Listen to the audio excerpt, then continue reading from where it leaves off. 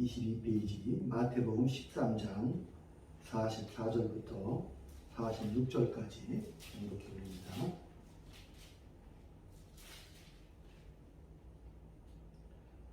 같이 합독을 드립니다. 천국은 마치 밭에 감추인 보화와 같으니 사람이 이를 발견한 후 숨겨두고 기뻐하며 돌아가서 자기의 소유를 다 팔아 그 밭을 사느니라. 또 천국은 마치 좋은 진주를 구하는 장사와 같으니 극히 값진 진주 하나를 발견하며 자기의 소유를 다 팔아 그 진주를 사느니라. 아멘. 할렐루야. 아멘.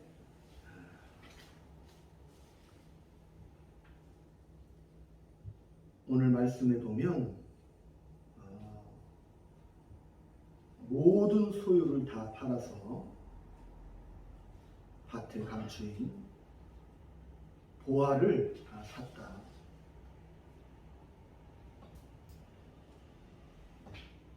밭에 감추인 그 보화를 구하기 위해서 자기가 가진 모든 소유를 팔아서 그 보화를 샀다.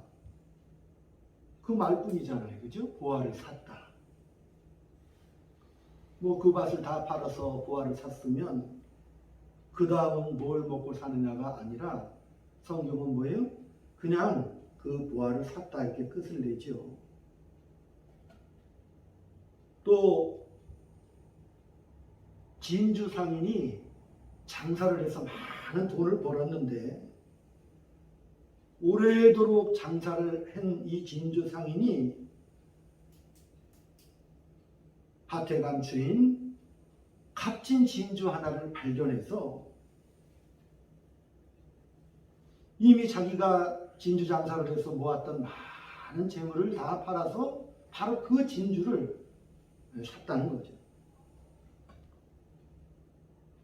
그러면서 이 비유가 천국의 비유입니다. 본문에 말하는 이 천국은 어떤 것이냐? 죄의 용서와 영생을 의미하는 것이죠. 또한 예수 그리스도를 의미하는 겁니다. 이 비유는 어떤 값으로도 살 수 없는 귀한 보화임을 말하고 있습니다. 모은 재산을 다 팔아서 오직 그 진주 하나만을 샀습니다. 그 진주는 이제껏 그가 모은 것보다는 비교할 수 없을 만큼 모든 재산을 다 팔아도 살 수 없을 만큼 값진 진주. 많은 자기의 전 재산을 다 팔아서 샀지만은 헐값으로 샀다는 거죠. 천국의 값은 내 모든 것을 포기해야 살 수 있는 무한한 값을 지닌 보물이지요. 그러나 그것이 너무나 귀한 것이기 때문에 살 수가 없습니다. 너무나 귀한 것이기에. 포브스지에 따르면 세계 최고의 부자가 테슬라의 창립자인 일론 머스크 한 357억 된다고 그래요.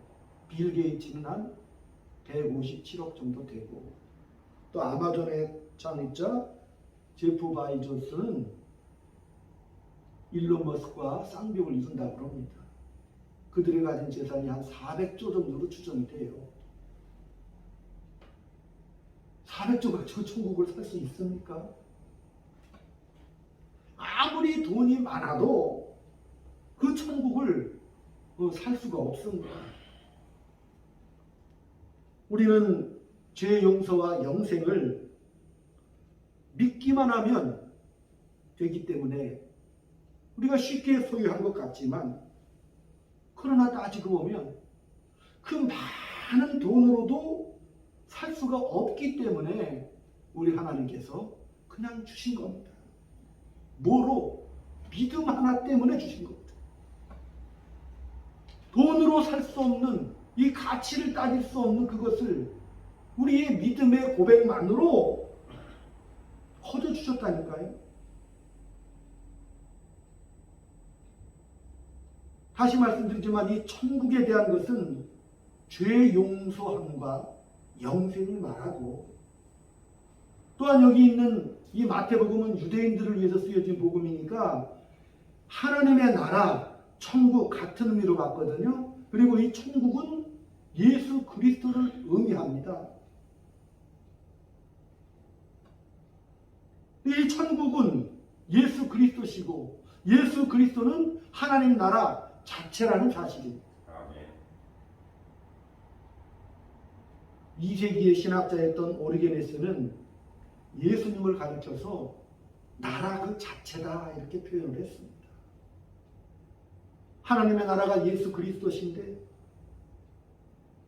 왜 죄 용서와 영생이 이렇게 말할 수 없는 귀한 값인가? 왜 이렇게 큰 값인가? 그걸 따져보는 것이 바로 성경이고 복음이라고 합니다. 하나님께서 아담과 하와를 창조하셨습니다. 제일 처음에 우리 하나님께서 세상을 창조하셨을 때 수없이 많은 우주, 별들을 창조하셨지요. 지금도 그 우주의 크기를 다 헤아릴 수가 없고 발견할 수도 없지요. 정말 상상할 수 없는 광대무변한 세상이지요. 뿐만 아니라 하늘의 영들, 천사의 수가 얼마 되는지도 모르겠어요. 너무 많아. 그 하늘의 영들의 세계를 창조하시고, 그런데 하나님은 그것으로 만족하지 않으셨습니다. 이 광대무변하고 하늘의 영들을 창조하셨지만 하나님은 그것보다 더한 경륜과 목적을 가지고 계셨습니다. 왜? 자기 백성을 가지고 싶으셨던 겁니다. 그리고 그 자기 백성을 창조하셔서 그 백성들을 통해서 찬양과 경배를 받기로 하셨어요. 그게 하나님의 창조 경륜이라고 해요. 하나님은 자기 백성을 가지시고 찬양과 경배를 받으시기 위해서 그냥 흙을 빚어 사람 하나 만드는 수준이 아니라 하나님의 형상대로 사람을 창조하셨어요. 하나님의 형상이 뭐냐는 정확히 나오진 않아요. 초대교회로부터 지금까지도 그 하나님의 형상이 무엇이냐, 루터는 의와 거룩과 경건의 투영이다 이렇게 말도 하지만 20세기 신학자 칼 바르트는 하나님의 형상은 하나님이 인격으로 계신 것처럼 우리도 인격으로 창조하셨다 하는 것이 바로 요즘 신학자들의 견해지요. 그 하나님은 신성을 가지고 계셔요. 근데 그 신성이 표현될 때는 인격으로 나타나시잖아요. 성경 전체에서. 그러니까 그 하나님이 신성 자체로 존재하는 게 아니라 인격으로 일하시고 인격으로 또 말도 하셔요. 그러니까 하나님이 우리 사람을 만드실 때 그 하나님처럼 인격을 가진 존재로 지으셨죠. 또한 하나님의 형상으로 지음받은 그 사람에게 그냥 명령하시며 나만을 섬겨라 이렇게 안 하시고 그 인격을 인격체로 대접을 해주셨다니까요. 그래서 그 만든 사람과 하나님이 약정을 했다. 언약이라고 그러죠. 약속을 하셨어요. 언약을 체결하셨습니다. 그래서 하나님은 그 언약을 체결한 사람에게 하나님만을 섬기도록 허락하셨지요. 너는 내 백성이 되어라. 그러니까 아담이 처음으로 지음받았을 때 그 하나님의 뜻을 잘 알았거든요. 그래서 동산에서 거닐면서 그 하나님과 동행하는 복된 삶을 누렸지요. 근데 하나님은 아까 약속을 하셨는데 그 약속이 뭐냐? 너는 나를 섬겨라.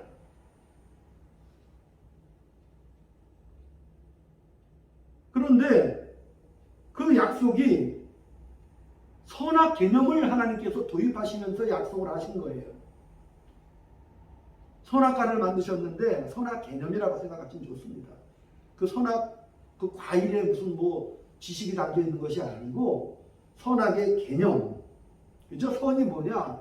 나를 섬기는 것이 선이고 나를 섬기지 않는 것이 바로 악이다. 그러니까 우리가 전체적으로 하나님의 속성 그러면 두 가지를 생각하시면 돼요. 하나님은 사랑의 하나님을 믿으신지요? 사랑의 하나님이시고 또 하나님의 속성은 공의의 하나님이시거든요. 하나님이 이 두 가지 속성을 다 가지고 계십니다. 만약에 창조주만을 섬기라고 했는데 안 하면 어떻게 되는 거예요? 반역행위가 되기 때문에 죽음에 이르도록 하나님께서 말씀을 하셨습니다. 그러면서 그 선악의 개념을 한 나무에 매가셨지요. 그렇게 언약이 체결된 거예요. 무슨 언약? 하나님 백성 삼는 언약. 그래서 첫사람 아담이 잘 하나님을 섬기고 찬양과 경배를 드렸고 아침이고 낮이고 저녁이고 하나님을 찬양하고 경배했고 또 그의 아담과 하와의 일상의 삶은 하나님을 섬기고 찬양하는 그 삶을 살았던 거죠. 하나님과 복음과는 인격체로 지음받은 그 인간의 IQ는 상상을 초월합니다. 어떤 사람은 사탄의 IQ가 6004 정도 된다 따져보니까. 근데 아담의 IQ도 6004 정도 된다 그래요. 일반 과학자들이 사물의 이치와 원리를 밝혀나갔잖아요. 근데 이미 아담은 뭐예요? 사물의 이치와 그 흐름을, 성질을, 법칙을 다 떼고 있었다니까요. 수십만 가지의 동식물의 이름을 다 짓고 그것의 그 성질과 원리를 다 떼고 있을 정도면 그거 어마어마하잖아요. 용량 자체가. 또한 아담은 이 모든 것들이 하나님의 지혜요, 권능으로 창조되었다는 것을 누구보다도 잘 알고 있는 거죠. 잘 섬겼습니다. 언약의 백성으로. 그런데 거기에 유혹이 왔습니다. 유혹자가 그 사람의 인격을 시험했던 거죠. 하나님이 마음이 좁아서 이 선악과를 따먹지 말라고 했다. 하나님 마음이 어떻게 이렇게 좁고 협소하냐. 그러면서 이 사단이 유혹을 할 때 누구를 흠집내는 거예요? 하나님을 흠집내고 들어오잖아요. 하나님은 그것을 따먹으면 창세기 2장 17절에도 정령 죽으리라 이렇게 반드시 죽으리라 이렇게 말씀을 하셨죠. 그래서 그 죽으니까 먹지 못하게 하신 거예요. 그리고 이 유혹이 뭐냐면 야 죽기는 왜 죽냐? 너도 하나님의 형상으로 지음받은 인격체 아니냐? 하나님처럼 너도 선과 악을 네 스스로가 결정할 수 있다는 거 이렇게 유혹을 했다니까요. 네가 선이라 그러면 선이고 네가 악이라고 하면 악이다. 너도 선악을 주관할 수가 있다. 누구처럼? 하나님처럼 주관할 수 있다. 그렇게 아담의 인격에 유혹을 했죠. 그러면서 그 유혹자는 떠나가 버렸어요. 계시록에 보면은 그 뱀이 옛뱀 즉 사단이라고 그랬거든요. 뱀을 타고 들어가서 유혹을 했던 그런 존재지요. 그러니까 이 아담이 그 유혹자는 떠나갔는데 비교를 하는 거죠. 창조주 하나님과 그 피조물 사단 사이에 자기가 판단을 하는 거예요. 뭐 어떤 말이 더 합당하냐. 그래서 실험해 보기로 했죠. 하나님의 말씀이 참인지 사단의 말이 참인지 뭐가 진리인지 시험을 했지요. 딱 먹어버렸다니까요. 자기 인격적으로 자기 지정의를 동원해서 자기의 경험과 자기가 주어진 그 시간 그 속에서 결정을 해버렸잖아요. 이 선악과 계명은 누구를? 창조주 하나님을 섬기라고 했는데 그게 아니라 나도 선악을 결정할 수 있다. 나도 그런 인격적인 존재다라는 것. 그래서 단순히 과일을 따먹은 게 아니라 선악 개념을 어긴 거잖아요. 먹는 자는 정령 죽으리라. 하나님은 공의의 하나님이기 때문에 바로 뭐가 선포되는 거예요? 죽음이 선포되고 저주가 선포되잖아요. 하나님은 그 아담을 지으셔서 그 인류가 번성함으로 많은 백성이 하나님을 찬양하고 하나님께 영광 돌리도록 그렇게 창조를 하셨어요. 그렇게 또 창조 사역을 진행하셨는데 창조 얼마 안 돼서 아담이 이렇게 끔찍한 죄를 저질렀는데 우리는 이 죄를 그냥 반역죄라고 표현하면 좋겠어요. 반역죄. 조선에서 제일 무서운 죄가 반역죄죠. 그렇잖아요. 반역죄. 이거 상족을 멸해 우리나라 같은 경우는. 근데 중국은 좀 큰 나라니까 거기는 뭐죠? 구족을 멸해요. 서양의 제국들도 마찬가지죠. 가장 큰 죄가 반역죄니까 이거 혈통을 다 끊어버리잖아요. 노량해전을 승리로 이끈, 그래서 임진왜란 7년 전쟁을 끝마치고 민족의 태양과 영웅으로 떠올랐던 그 이순신 장군 아시죠? 근데 백성들이 그를 뭐라고 그랬어요? 해의 왕이라 칭했거든. 바다의 왕이라. 근데 선조가 볼 때 왕자가 붙으면 반역이죠? 그러니까 선조가 죽이려고 했던 거죠. 23전 23승의 불패의 장군이고 7년 전쟁을 승리로 이끌었던 막강한 이순신이었어요. 그러나 왕자가 붙기 때문에 의혹을 사게 되죠. 이순신이 택한 길이 뭐예요? 자기가 이 전쟁에서 죽지 않으면 반역죄로 죽는다는 것을 알았던 거죠. 또 자기가 자결해도 그 공로가 다 없어지겠죠. 저거 봐라. 왕으로서 자기 죄를 고백하고 있구나. 그 두 명을 쓰면 안 되잖아. 그러니까 뭐를 택한 거예요? 다 이긴 전투에 해군 총사령관이 제일 전면에 나가서 갑옷을 벗고 있다는 것은 죽겠다는 거죠. 저게 표적이 돼서 그 자리에서 전사를 하시잖아요. 해전사상 승리로 이끈 총사령관이 전면에 나서서 죽은 예는 없대요. 그럼 각오하는 거죠. 왜? 뭘 남기려고? 이순신은 명예를 남기려고 했죠. 자기가 전사에서 죽어야 자기의 후손들과 자기의 모든 공이 사라지지 않는다는 것을 알았기 때문에 그런 죽음을 택한 거예요. 이만큼 이 반역죄라는 것 자체가 사실은 제일 무서운 죄지. 근데 하나님을 반역했으니 그 죄는 얼마나 크겠어요.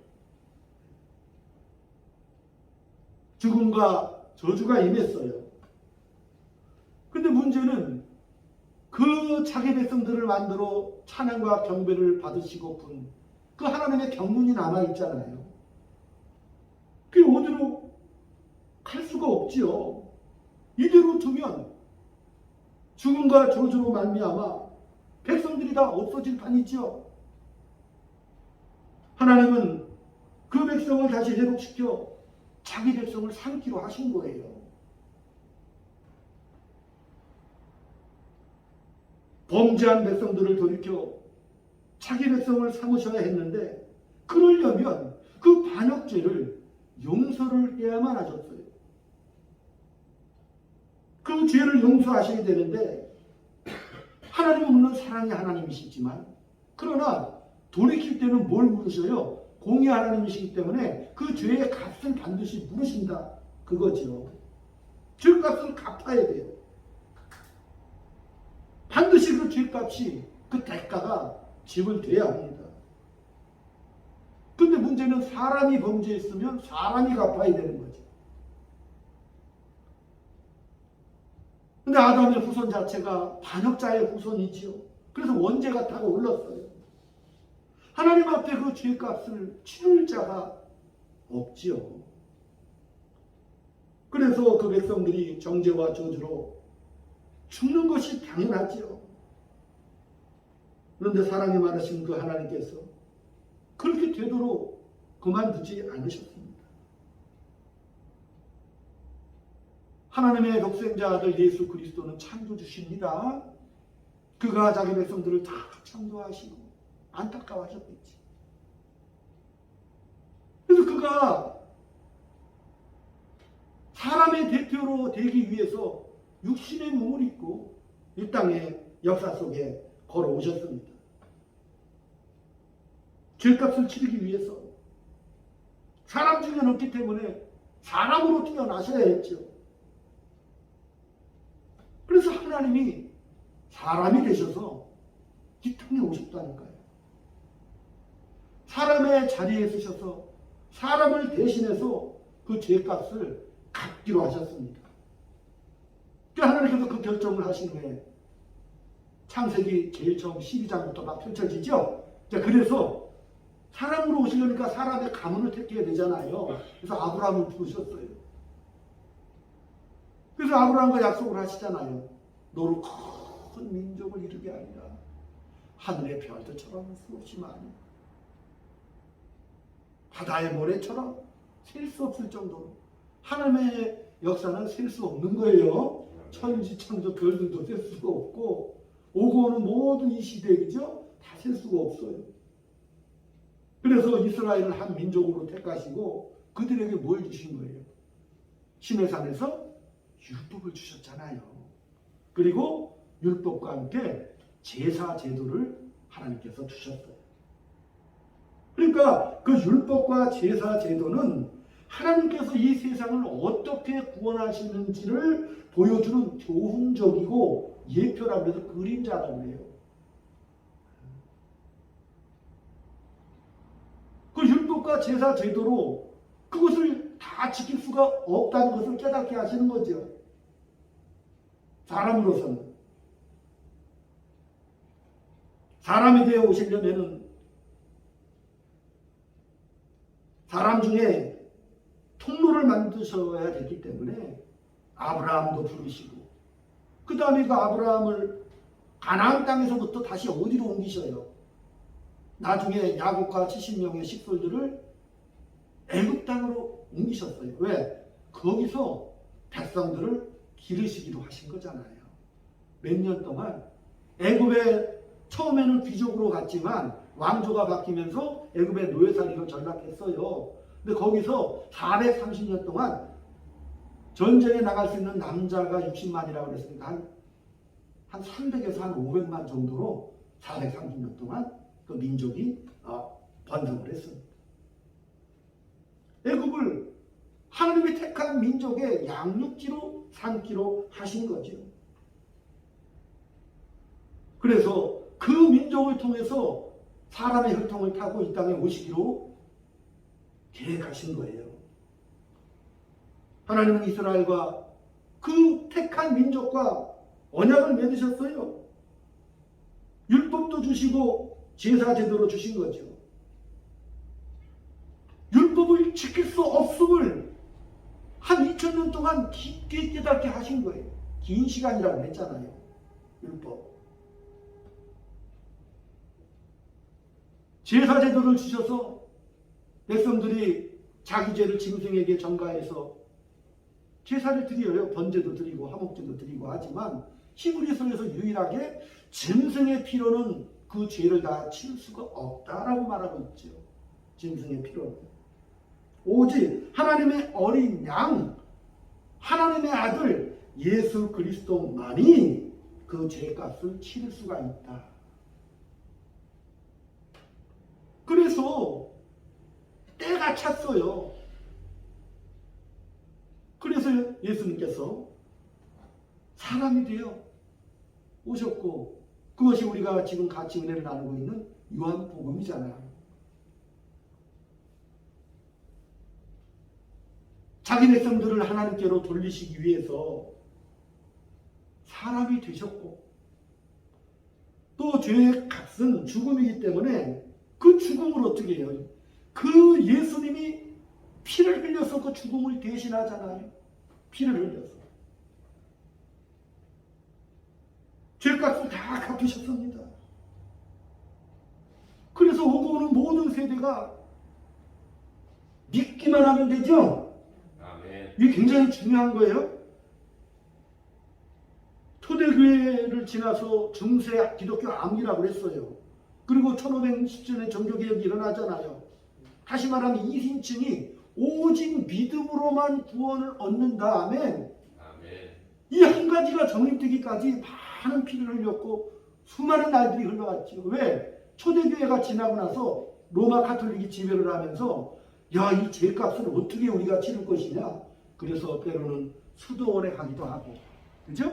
수도원에도 가고, 또 이 죄값을 치르기 위해서 뭐 했어요? 금식도 많이 했죠? 금식도 하고, 또 루터 신부님도 마찬가지지만 고행을 했다니까요. 내 몸을 쳐서 복종시킨다. 이 죄값을 어떻게 갚을 소냐? 1000년 동안 수없이 많은 이 죄값을 치르기 위해서 얼마나 많은 수도원들이 생겼고 기도원들이 생겼어요. 이 죄값을 치르기 위해서. 근데 성경은 뭐라 그랬어요? 따라서 오직 믿음으로. 오직 믿음으로. 아멘? 아멘.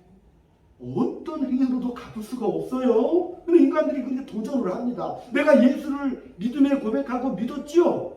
그 이후도 또 내가 죄값을 치르기 위해서 그게 이단들이라니까요. 오직 우리는 믿음으로 구원함을 얻었지요. 아멘. 앞으로 우리가 살아갈 날들도 예수의 피의 공로로 말미암아 믿음으로 가는 나라예요. 그러면 이 하나님의 말씀은 뭐예요? 이 말씀은 어떻게 해요? 우리가 명예로 알고 주신 겁니다. 이것을 지키든 안 지키든 우리는 다 하나님의 백성들이잖아요. 아멘? 아멘. 그런데 믿음으로 가는 그 나라, 그 예수의 피의 공로로 말미암아 우리는 믿음을 고백하며 살아가는데 말씀은 뭐냐? 하나님의 자녀로서 이 말씀으로 말미암아 고귀하고도 명예롭게 살아가도록 이게 천국의 원리라니까요. 그 원리를 지키면서 그렇게 살아가도록 하나님께서 허락하신 겁니다. 그러므로 지금도 마찬가지예요. 수없이 많은 이단들이 믿음으로 구원 얻는다는 것이 너무나 값어치 없어 보이니까 거기다가 뭘 섞어요 자꾸? 행위를 섞죠? 그렇잖아. 이거 잘 알아야 돼요. 이것이 굉장히 쉬운 원리 같지만은 그러나 굉장히 어려워해요. 분명히 선포를 합니다. 믿음으로 말미암아 우리가 구원함을 얻었습니다. 우리의 노력과 행위나 우리의 그 모든 어떤 율법의 지킴으로 말미암아 구원을 얻는 것이 아니고 오직 예수 그리스도의 피의 그 공로와 그 값으로 말미암아 우리의 모든 죄가 다 용서함을 받았고 영생함을 얻었습니다.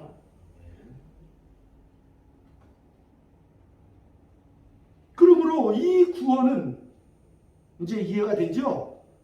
우리의 말처럼 쉽게 이루어진 게 아니죠. 하나님의 값이잖아요. 반역한 우리들을 다 쓸어버리고 죽이지 않으시고 반역죄를 지었으면 다 죽여야 마땅함에도 불구하고 우리를 구원해 주신 거예요. 예수 그리스도의 핏값으로 말미암아.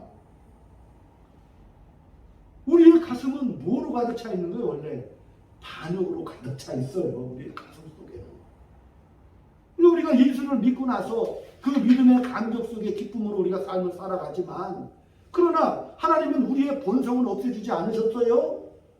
그렇기 때문에 그 반역의 마음이 시시때때로 올라와 사실은. 우리 가슴 속에.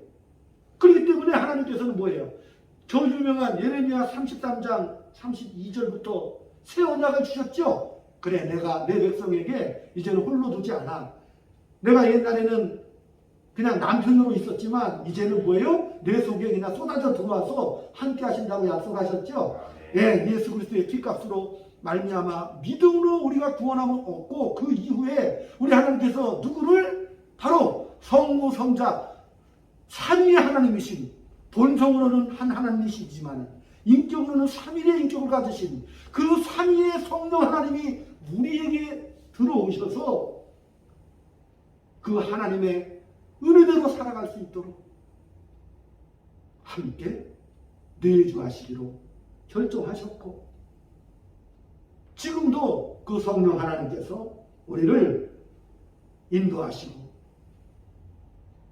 네가 죄 용서받고 하나님의 자녀라는 그 위대한 믿음의 고백을 계속할 수 있도록 성령님께서 지키고 붙잡아 주시는 것이죠. 그러므로 저와 여러분은 성령의 세례를 다 이미 받은 사람들이죠. 근데 수없이 많은 이 시대에 자꾸 성령의 뭘 받아라고 또 이단들이 괴롭히죠. 그렇잖아요. 왜? 또 성령의 요즘은 뭐라 그래요? 기름 부음을 받아야 된다. 또 다시 이제 아니야, 그걸로는 안 되니까 다시 또 성령의 충만을 받아야 된다라고 수없이 많이 도전을 한다니까. 이미 저와 여러분은 성령의 세례를 받았어요. 아멘. 그것은 일회성이면서도 불구하고 영원한 연속성을 가지고 있어요. 없어지지 않는다는 뜻이죠. 저와 여러분이 성령의 세례를 받아 하나님의 은혜로 말미암아 이 땅에서 승리자로 살아갈 수 있도록 은혜를 허락해 주신 거잖아요. 속으면 안 돼요. 성령 기름 부음 받아라, 성령 충만 또 받아라, 여기 오면 받는다. 그 다 아까 말한 대로 행위 구원론자들이 터뜨려 놓은 잘못된 사상들이라니까요.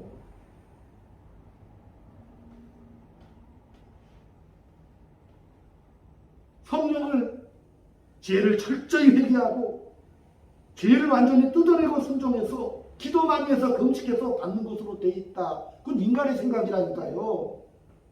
하나님이 주신 거죠. 내가 믿음을 고백할 때 그 약속대로 성령께서 우리 안에 내주하시면서 승리로 이끌고 가시는 거잖아요. 이게 단순한데도 불구하고 아니야, 이제 구원을 받았으니까 이제 다시 금식하고 기도 많이 해서 성령의 충만을 받고 이 죄를 뜯어내자, 완전히 뜯어내자. 그래서 맨날 가면은 기도해라 금식해라 해서 백성들도 돕잖아요. 마치 또다시 뭔가를 얻는 것처럼. 예수를 나의 구주로 고백할 때 성령님이 오십니다. 이미 오셨고, 그 증거가 뭐예요? 우리가 처음 기도할 때 하나님 아버지라고 하잖아요. 네? 그죠? 아버지라고 하잖아요. 아버지라 부를 수 있는 것은 오직 성령으로 말미암아 중생함을 얻은 하나님의 은혜를 얻은 자녀들의 고백이시죠.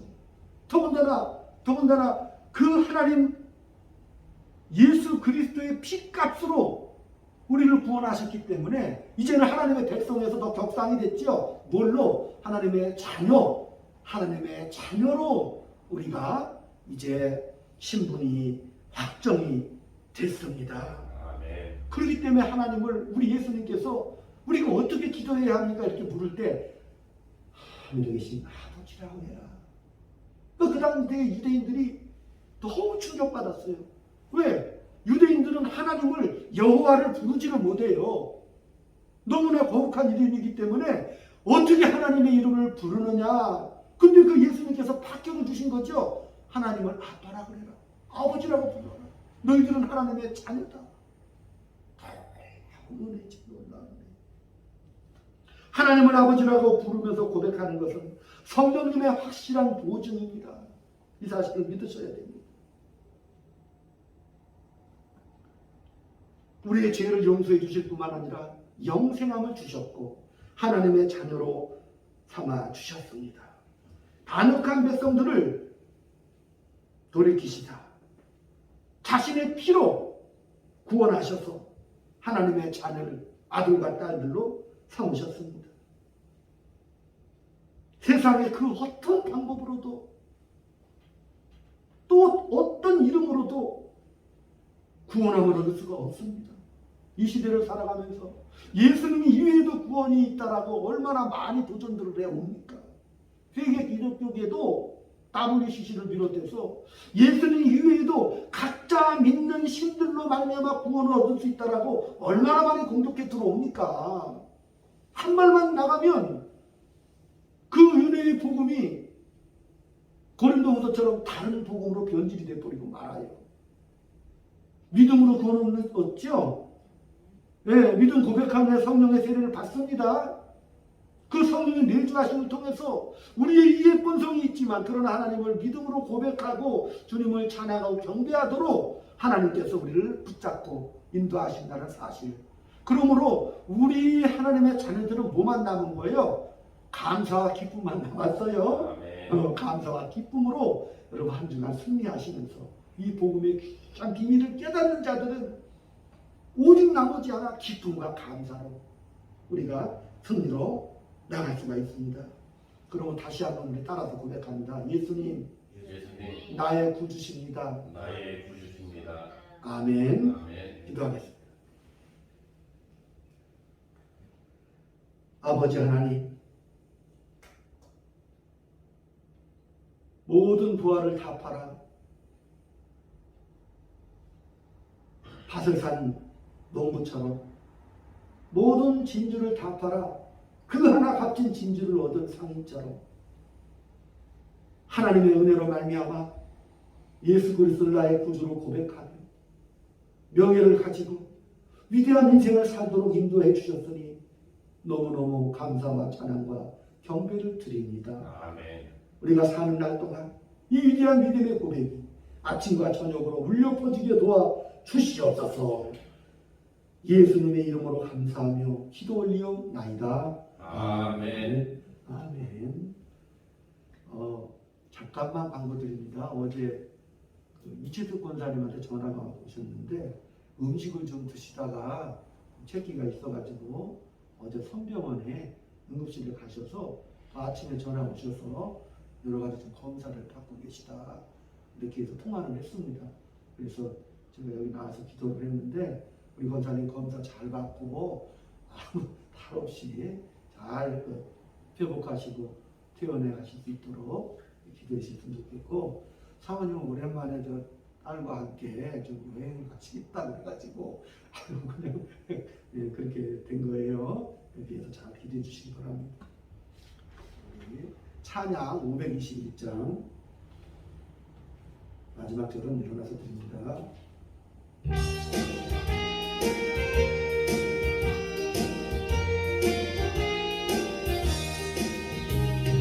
구원으로 인도하는 주를 찬송하며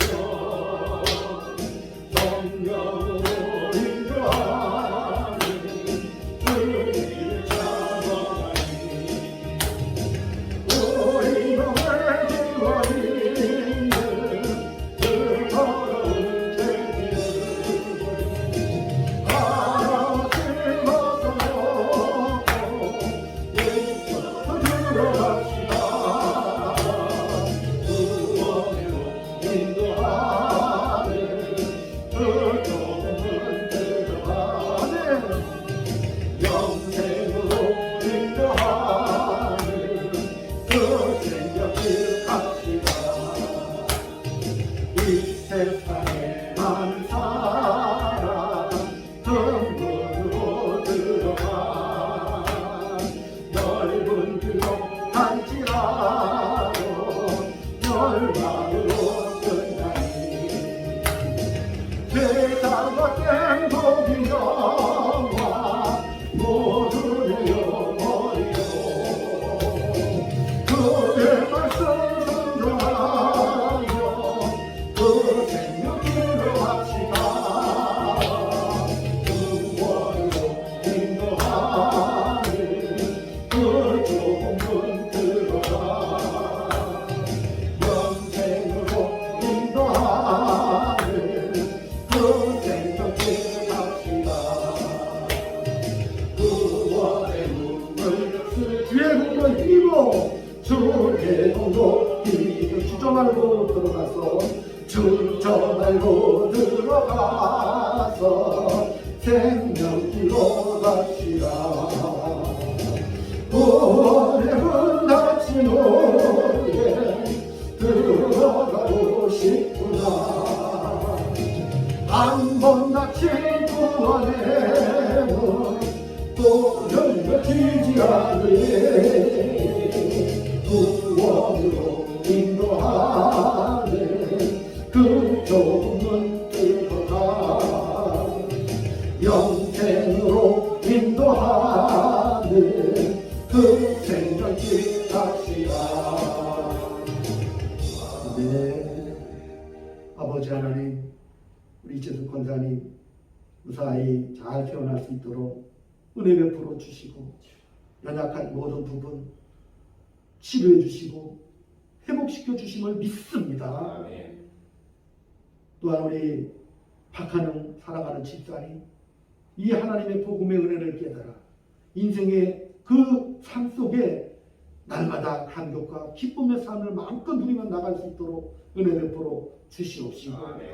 우리 사랑하는 유미 권사님에게 한없는 은혜와 국률하심을 베풀어 주셔서 그 구원의 큰 값을 통하여 이 땅에서 참된 명예와 감격과 기쁨을 누리며 찬양하며 그 나라의 영광을 바라보며 전진할 수 있도록 크신 은총 베풀어 주시옵시고, 우리 사랑하는 성찬행에게 은혜를 베풀어 주셔서 그 하나님의 나라와 영광을 위하여 목숨 바쳐 순종하고 충성하며 그 명예를 깊이 알아가는 이 과정 속에 잘 깨닫고 장성한 분량에 이르도록 주여 은혜를 베풀어 주시옵소서. 아멘.